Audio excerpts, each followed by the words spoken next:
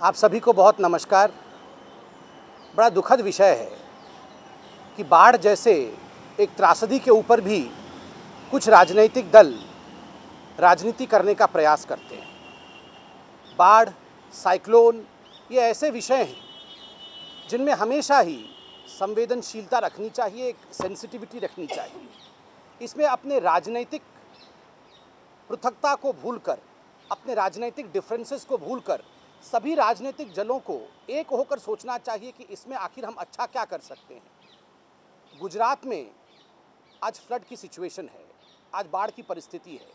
पूरे भारतवर्ष में हम देख रहे हैं अनेक राज्यों में किस प्रकार अतिवृष्टि के कारण बाढ़ ने एक विकराल रूप धारण किया है। ऐसे में अगर एक राजनीतिक पार्टी जो अपने आप को मुख्य ऑपोजिशन पार्टी के रूप में प्रस्तुत करती है, वह इस पर राजनीति करेगी तो एक अच्छा संदेश नहीं जाता है। दुखद है कि गुजरात जैसे राज्य में आज बाढ़ की परिस्थिति है। ऐसे में गुजरात के मुख्य विपक्षी पार्टी कांग्रेस, उनके जो विधायक हैं आज वो नदारद है गुजरात से। आज कई दिन हो गए, बल्कि हफ्ते हो गए, वो गुजरात से बाहर है। वो बेंगलुरु के एक रिसोर्ट में आनंद का जीवन व्यतीत कर रहे हैं। टेलीविज़न चैनल के माध्यम से हमें देखने को मिलता है कोई कृत्रिम जलाशय में स्विमिंग कर रहा है, कोई अपने बच्चे का जन्मदिन मना रहा है और कई प्रकार के व्यंजनों का स्वाद वो ले रहे हैं। ये आप लोगों के चैनलों के माध्यम से हम सबको मालूम पड़ता है। जहां उन्हीं के जो चुनने वाले लोग हैं, जिन जनता ने उनको विधायक बना के भेजा है, वो बेचारी जनता अपने अपने कॉन्स्टिट्यूएंसी में परेशान है। नेता का फ़र्ज़ क्या होता है? नेता का फ़र्ज़ होता है अगर जनता परेशान है तो आप जनता के परेशानी में उसके साथ खड़े रहें। भारतीय जनता पार्टी के गुजरात के विधायक, भारतीय जनता पार्टी के गुजरात के मुख्यमंत्री, भारतीय जनता पार्टी के गुजरात के तमाम मंत्रियों को देखिए, वो निरंतर अथक परिश्रम कर रहे हैं जनता के साथ, जनता के परेशानियों में किस प्रकार वो मददगार साबित हो सके। एक तरफ तो कांग्रेस के जो विधायक हैं वो बेंगलुरु में एक होटल में ऐशो आराम की जीवन व्यतीत कर रहे हैं। दूसरी ओर बहुत खेद के साथ कहना पड़ रहा है कि आदरणीय राहुल गांधी जी, जो कांग्रेस के वरिष्ठ नेता हैं, कांग्रेस के उपाध्यक्ष हैं, वो जिस प्रकार की राजनीति कर रहे हैं वो उचित नहीं है, वो निकृष्ट राजनीति है। वो एक फ़ोटो अपॉर्चुनिटी के माध्यम से, देखिए फ़ोटो अपॉर्चुनिटी कहने की आवश्यकता हमें भी नहीं है। आज हिंदुस्तान का बच्चा बच्चा ये जानता है कि राहुल गांधी जो करते हैं उसको केवल और केवल अवसरवादिता की राजनीति कहते हैं। बच्चा बच्चा जानता है कि कलावती जी से लेकर आज गुजरात तक की कहानी में राहुल गांधी केवल और केवल फोटोग्राफी के लिए एक जगह पहुंचते हैं। ना उनको विषय का पता होता है, ना विषय से वो जुड़ना चाहते हैं और ना उस विषय को कभी एक लॉजिकल कंक्लूजन तक ले जाने का प्रयास वो करते हैं। केवल और केवल फ़ोटो अपॉर्चुनिटी। और आज ये बात, it is one of the most ill kept secrets. ये कोई रहस्य नहीं है, ये हर कोई जानता है राहुल गांधी जी की राजनीति किस प्रकार की। और दुख के साथ मुझे कहना पड़ रहा है, जब भी वो ऐसी फ़ोटो अपॉर्चुनिटी करते हैं उसके बाद वो नदारद हो जाते हैं, वो छुट्टी में चले जाते हैं और कभी भी सीरियसनेस के साथ किसी विषय पर काम करते हुए हमने उन्हें देखा नहीं। इससे पहले वो मध्य प्रदेश गए थे, अफरा तफरी का माहौल वहाँ बना दिया। प्रशासन से लेकर पुलिस से लेकर वहाँ की जनता के बीच में एक कोलाहल सृष्टि की उन्होंने। और उस कोलाहल के पश्चात अगले ही दिन हम सबको मालूम पड़ा टीवी चैनलों के माध्यम से कि वो भारत से बाहर कहीं यूरोपीय देश में चले गए थे। ये अच्छी बात नहीं है। जब लोग बाढ़ से पीड़ित हों तो लोगों के साथ खड़ा होना, लोगों के दुख को बांटने का प्रयास करना और अपने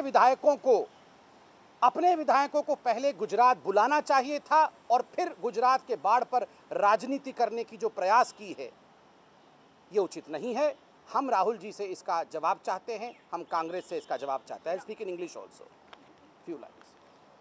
और दुख इस बात का भी हुआ है कि जनता में जो आक्रोश है, बाढ़ में जब जनता पीड़ित हो, नेता को जनता ढूंढ रही हो, उसका विधायक मिल नहीं रहा हो, ऐसे परिस्थिति में जनता में जो आक्रोश है, उस आक्रोश को ये कहना कि जनता गुंडे की तरह बिहेव कर रही है, मैं हाथ जोड़कर कहूँगा कि जनता के लिए ऐसे शब्दों का प्रयोग हम बहुत सोच समझ कर करें। जनता को कभी गुंडा, जनता को किसी पॉलिटिकल पार्टी से मोटिवेटेड होके देखने का प्रयास करना, ये जनता के लिए बेईमानी होगा। जनता को ऐसे गाली हम ना दें। मैं जरा अंग्रेजी में भी इस विषय को कहूँ। Situations like flood and calamities like flood should be kept away, very far away from the ambit and reach of politics. It's an irony that in the present political scenario, some political parties, particularly the Congress party, is trying to politicize even calamities like flood. We have seen as to how, due to heavy rains across the country, some of the states in the country, and Gujarat in particular, is under a calamity of flood. Under such scenario, the best possible way is all political parties show sensibility, sensitivity, we stand together and we speak for the people who are suffering under the flood. But the irony is Congress party is playing politics in this. The worst possible thing is when the people of the state of Gujarat, when the people who are suffering from flood wanted to see their leader, the leaders are absent. The Congress leaders are in Bengaluru enjoying in a resort. We can see all the pictures of these Congress leaders from the various news channels. We find that some of them are celebrating birthdays, enjoying a hefty meal, while their own people, the people who elected them, they are suffering in Gujarat. So naturally, they should learn from the Chief Minister of Gujarat, from the ministers of Gujarat as to how they are working hard and tirelessly day in and day out to solve the problem of the flood-affected people.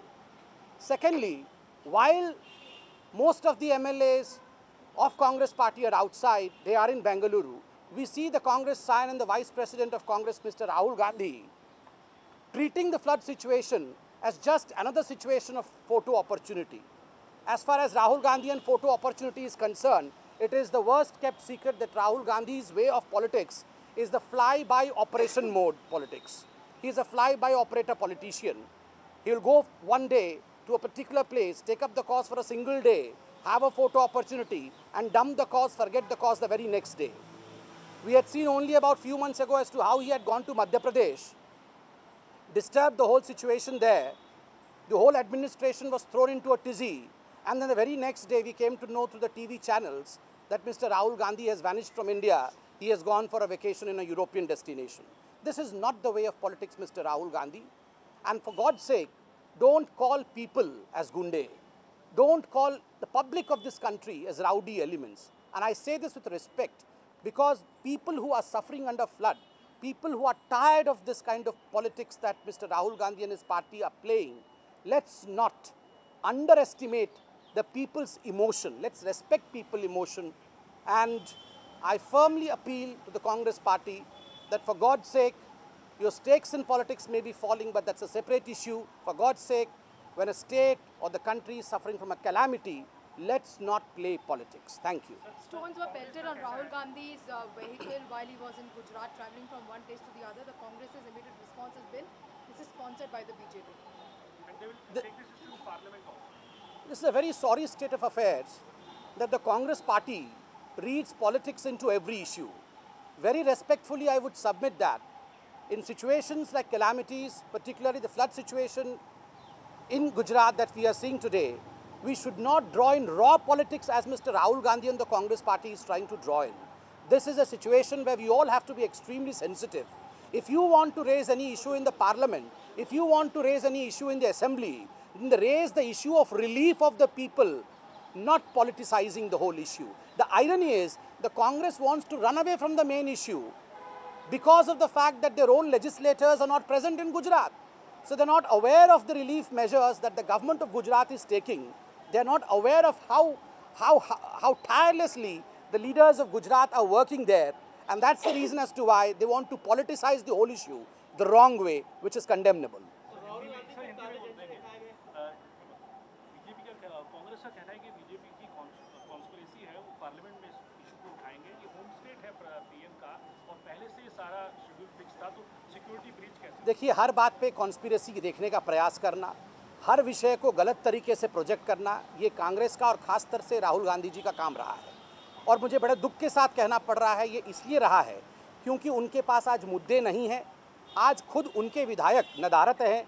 अगर वो वहाँ मौजूद होते, उनके विधायक, तो वो ground की रियलिटी के बारे में कि किस प्रकार मुख्यमंत्री जी वहाँ 24 घंटे काम कर रहे हैं, किस प्रकार मंत्रीगण वहाँ 24 घंटे रिलीफ वर्क में लगे हैं, ये तो खुद उनके लोग देखने को है नहीं। उनके लोग तो जन्मदिन मना रहे हैं, उनके लोग तो कहीं और छुट्टी मना रहे हैं बेंगलुरु में। ऐसी परिस्थिति में जहां एक no confidence motion against Rahul Gandhi leadership within his own party, उनके पार्टी के अंदर ही एक नो कॉन्फिडेंस मोशन हो रहा है, तो स्वाभाविक है जनता भी राहुल गांधी जी को एक नो कॉन्फिडेंस मोशन दे रही है। Let me repeat, let's not call people as gundes and rowdy elements. There is a no confidence motion against Mr. Rahul Gandhi within his own party.